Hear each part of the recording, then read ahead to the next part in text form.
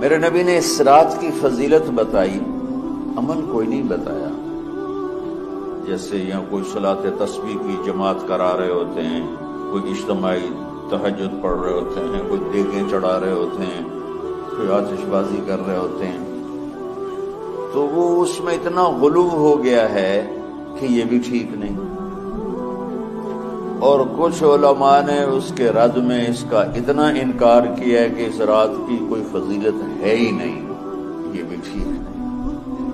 اس بیچ کا راستہ، اس رات کی فضیلت میں جتنی احادیث ہیں وہ ضعیف ہیں، لیکن اتنی کثرت سے ہیں کہ ان سب کا مل کر جمع ہو کر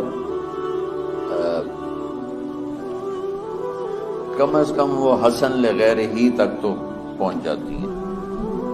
اور ابن عثیمین رحمۃ اللہ علیہ نے بھی یہ لکھا ہے کہ زیادہ سے زیادہ ان احادیث کے مجموعے سے، چونکہ اگرچہ ضعیف ہیں لیکن کافی زیادہ ہیں، تو وہ حسن لغیر ہی تک پہنچ جاتی ہے۔ تو حسن لغیر ہی سے کوئی عمل ثابت نہیں ہوتا، عمل ثابت ہوتا ہے صحیح حدیث کے ساتھ۔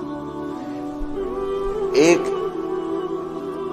احادیث کی کثرت سے روایات اور ایک امت کا عمل، کہ امت کا بہت بڑا طبقہ صدیوں سے اس رات کا اہتمام کر رہا ہے، لیکن کچھ عرصہ پہلے تک اہتمام تھا دن میں روزہ رکھنا، رات کو کچھ نوافل پڑھ لینا، کوئی دو چار زیادہ پڑھ لینا، لیکن اب یہ ڈھول تماشے جو اب شروع ہوا ہے اس کا تو کوئی وجود ہی کوئی نہیں ہے۔ تو اس رات کو اللہ تعالیٰ نے مبارک بنایا، اور حدیث پاک میں آتا ہے کہ اللہ تعالیٰ اس رات میں ساری دنیا کے لوگوں کی بخشش فرماتا ہے سوائے 5 آدمی، 5 کے سوا سب اہل ایمان کی بخشش ہو جاتی ہے۔ مشرک، المشرک، پہلا مشرک، دوسرا مشاحن، مشاحن کیسے کہتے ہیں؟ دل میں بغض رکھنے والا، کینہ رکھنے والا۔ تیسرا مسبل ازارہ، اپنے پاجامے شلوار چادر کو ٹخنوں سے نیچے تک لے جانے والا، لیکن ایک شرط کے ساتھ کہ وہ تکبر کی وجہ سے، سستی کی وجہ سے ہے، غفلت کی وجہ سے ہے۔ چونکہ جب آپ نے ایک مرتبہ اس کے بارے میں بات کی تو حضرت ابوبکر صدیق نے کہا یا رسول اللہ، میری چادر، عرب چادر باندھتے تھے جیسے ہمارے پنجاب کا لباس چادر تھا، اب وہ کم ہو گئے، ہماری تو بزرگ عورتیں بھی اور مرد بھی سب چادر باندھتے تھے، شلوار تو کسی کو پتہ ہی نہیں ہوتا تھا ہمارے بچپن میں۔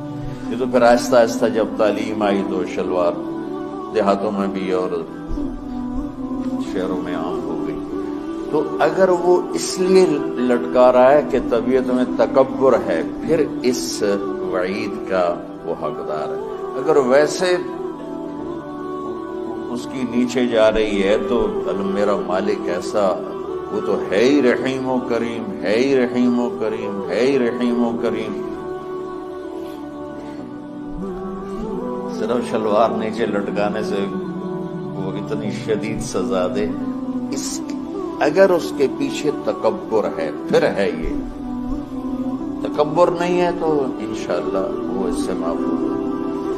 تو اپنی چادر کو لٹکانے والا، لیکن بشرط تکبر۔ کتنے ہو گئے؟